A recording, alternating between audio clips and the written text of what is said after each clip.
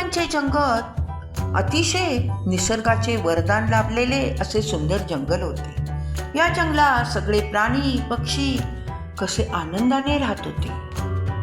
या जंगलात 2 मित्र राहत होते. ते एकमेकाचे अतिशय जिवलग मित्र होते. एक चंचला खारुताई आणि मोती कुत्रा. पण दोघांचे स्वभाव मात्र वेगळे होते. चंचला खारुताई दिसायला खूप सुंदर होत्या. गुबगुबीत शरीर, झुपकेदार शेपटी आणि कष्ट करण्याची वृत्ती. त्यांचे एका उंच झाडावर ढोलीत त्यांचे घर होते. चंचला खारुताई पहाटे लवकर उठायच्या, घर स्वच्छ करायच्या आणि जंगलात जाऊन फळे आणि ड्रायफ्रूट गोळा करून घेऊन यायच्या. झाडावर चढायच्या, बदाम काढायच्या, अक्रोड काढायच्या, काजू बेदाणे सगळं आणून घरात साठवून ठेवायच्या. खूप मेहनत आणि कष्ट करायच्या. त्या कधीही बसलेले दिसायच्या नाही. सतत पाहावे तेव्हा कामात असायच्या. जंगलातले सगळे प्राणी पक्षी म्हणायचे, चंचला खारुताई म्हणजे अगदी दुसऱ्या राणी मंगीताई आहे. त्यांच्यासारखेच चंचला खारुताई सतत कष्ट करतात. मग चंचला खारुताईने फळे आणि ड्रायफ्रूट भरपूर जमवले होते. मग त्यांनी काय केलं, जंगलाच्या एका रिकाम्या भागात एक दुकान चालू केलं. त्यात फळे ड्रायफ्रूट विकायला ठेवले. ज्या प्राण्यांना जंगलात जाऊन अन्न आणता येत नव्हतं, जे वृद्ध झाले होते, असहाय्य होते, ते प्राणी चंचलाच्या दुकानात येऊन फळे आणि ड्रायफ्रूट घेऊन जायचे. त्यांना ते बरे पडत होते. पण याच्या उलट मोती कुत्रा होता. खूप आळशी, कधीही कामाचं नाव नाही. सदानकदा एका झाडाखाली झोपलेला बसलेला दिसायचा. जंगलात जाऊन कधी अन्न देखील स्वतःसाठी घेऊन यायचा नाही. त्याचे मित्र होते गुट्टू ससे भाऊ आणि छोटे उंदीर मामा.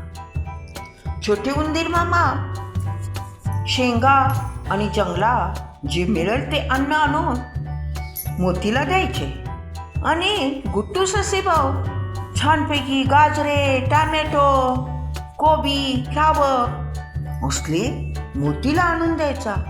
मोती तेवढे खाऊन झाडाखाली शांत झोपायचा.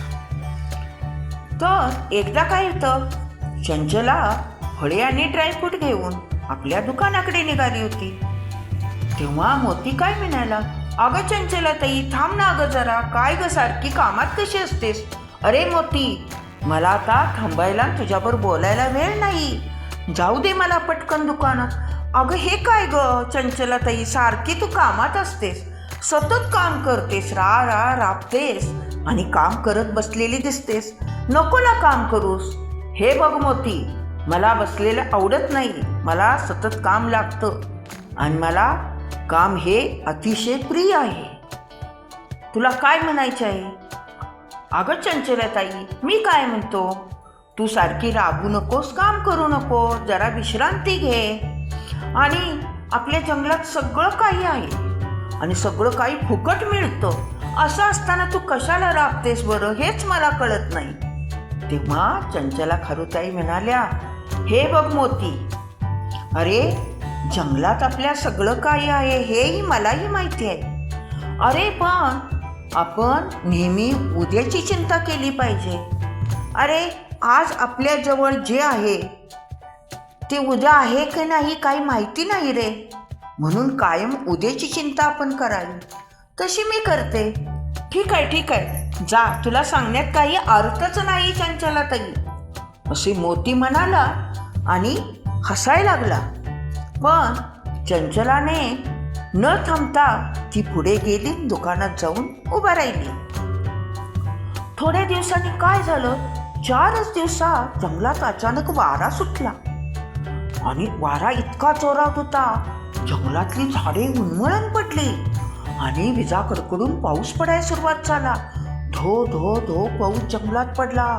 सगळे प्राणी घाबरले. प्राण्यांची घरे वाहून गेली. जंगलातली फळांची झाडे उन्मळून पडली. जंगलाजवळ एक शेत होतं, ते शेतही वाहून गेलं. प्राण्यांना पक्ष्यांना खायला काही नाही. सगळे वाहून गेले. घरे, अन्न धान्य सगळं वाहून गेलं. सगळे प्राणी घाबरले. आता काय करायचं? मग चंचला खारुताईने सगळ्या प्राण्यांना बोलवलं. अरे मित्रांनो, घाबरू नका, माझ्या दुकानात या. मग पाऊस थांबल्यावर सगळे प्राणी चंचलाच्या दुकानात गेले. चंचलाने सगळ्या प्राण्यांना फळे, ड्रायफ्रूट खायला दिले, पोटभर खायला दिले आणि झोपायला बसायला आपल्या दुकानात जागाही दिली. त्यामुळे जंगलातले सगळे प्राणी पक्षी खुश झाले. मग मोतीही तिथे आला, पण मोतीला चंचला ताईकडे पाहण्याचे धाडस होत नव्हते. तो निराश झाला होता, नाराज चेहऱ्याने आला.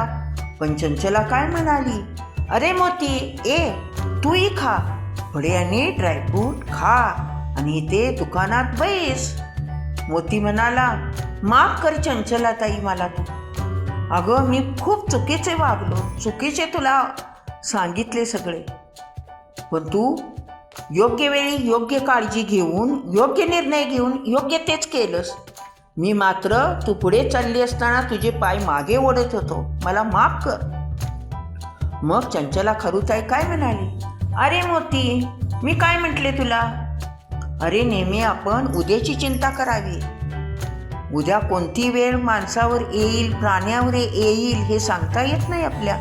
आपल्याला चारी वेळा सांगून येत नाहीत. अरे त्यामुळे माणसाने, प्राण्याने, कोणी सतत कष्ट करावे. सतत कष्ट केले की कुठलीही वेळ येऊ, कुठलाही प्रसंग येऊ, आपल्याला कशाची कमतरता येत नाही. आपण कशातही कमी पडत नाही. आणि आळशी राहिलो की आपल्याला मात्र पश्चाताप करावा लागतो. मोती म्हणाला, चंचलाताई, खरे आहे तुझे म्हणणे मला पटले. मी आजपासून कामाला लागतो आळत झटकून. आणि असे म्हणून खरंच मोती कुत्रा परत आळत झटकून कामाला लागला. मग चंचला, खारुताई, मोती कुत्रा आणि जंगलातले सगळे प्राणी आनंदाने राहू लागले. सगळ्या प्राण्यांनी, पक्ष्यांनी चंचला खारुताईची खूप स्तुती आणि प्रशंसा केली. म्हणून माणसाने, प्राण्याने, पक्ष्याने, कोणीही नेहमी कामात असावे. कामात असले की कुठल्याही गोष्टीची आपल्याला कमतरता भासत नाही, अडचण येत नाही, आपण सुरक्षित राहतो. हा व्हिडिओ आवडला असेल तर आपल्या आजीच्या गोष्टी चॅनलला लाईक करा, शेअर करा आणि सबस्क्राईब करा.